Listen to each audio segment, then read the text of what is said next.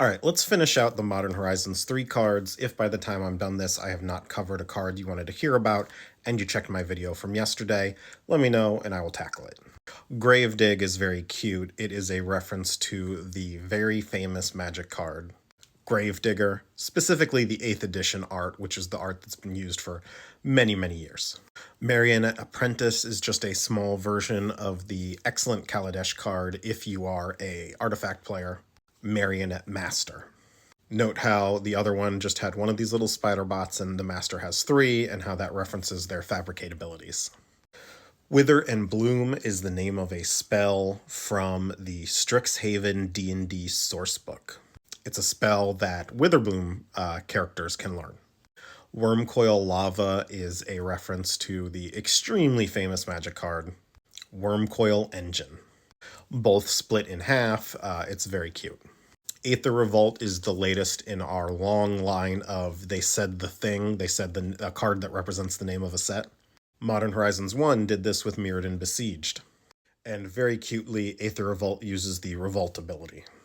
This is fun because back in the day, a lot of Magic sets were named after existing cards, and now we've done the reverse. The cards are named after sets that came in the past. Frogmere Enforcer is a combination of 2 affinity for artifact cards, and it combines their manas here, so you have the 4 mana or the 7. Frogmite was the 4 mana affinity for artifact card that terrorized every format, and Mere Enforcer was the 7 mana one. So they pulled a Full Metal Alchemist and combined them. Ghostfire Slice is a reference to the first colorless spell, and that is Ghostfire, which is actually the origin of Ugin, although we got an Ugin story with Future Sight that has nothing to do with the Ugin we know now. It's also referencing Ghostfire Blade. Ghostfire is an ability that you can learn. It's an invisible flame that is Ugin's specialty that he has taught people. Mog Mob is the latest of 3 creatures in a trench coat series. In this case, it is 3 Mog Fanatics. Power Balance is a direct reference to Counterbalance. Sarpadian Simulacrum is one of my favorites. So Sarpadia is the island on Dominaria where the set Fallen Empires takes place.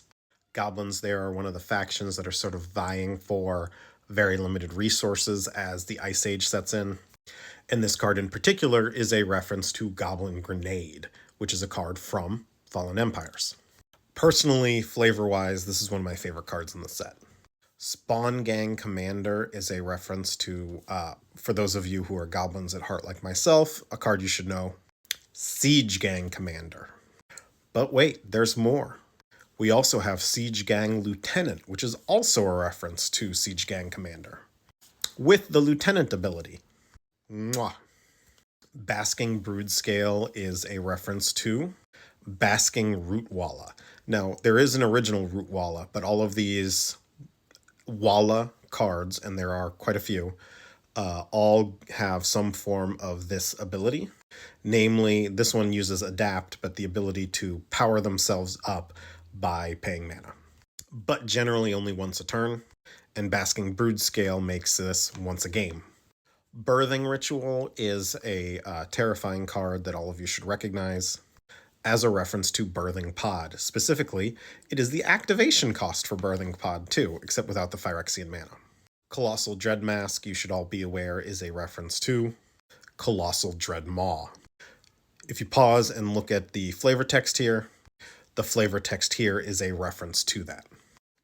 Evolution Witness is just a modern update of Eternal Witness. Signature Slam is a card I've seen a lot of people enjoy.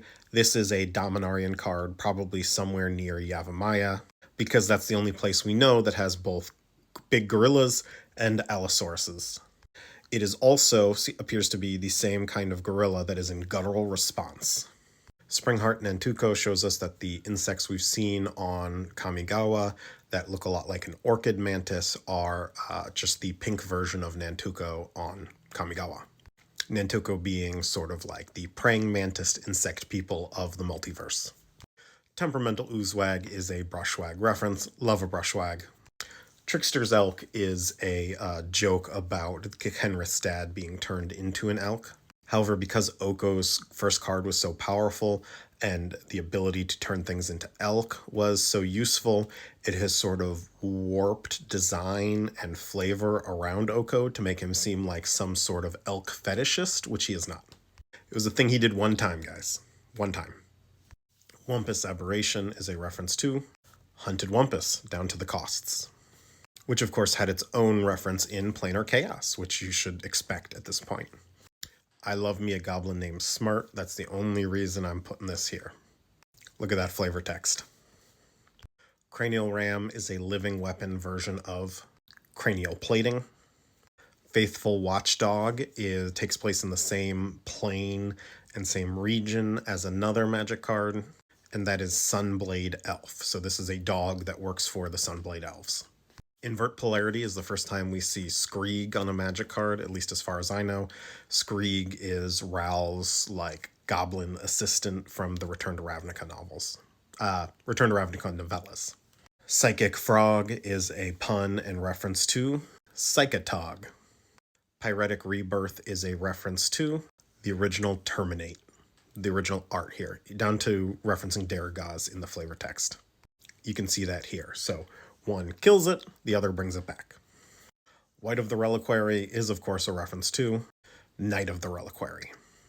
One of my personal favorite things in the set are the set mechanic lands. For Kaladesh, that is Improvise and Archway of Innovation. For Amonkhet, Arena of Glory and Exert. For Dominaria, Monumental Henge and Historic. For Innistrad, Shifting Woodland and Delirium. And for Capenna, Spymaster's Vault and Connive. Okay, final card I'm going to talk about, Disciple of Freyalise, the double-sided card from the set, is a direct reference to Disciple of Bolas. Both were planeswalkers who are worshipped as gods. I love the parallel here. And that's it for me. If you have any cards that I have not talked about yet that you want me to talk about, let me know in the comments. Otherwise, I'm going to start talking about Assassin's Creed very soon.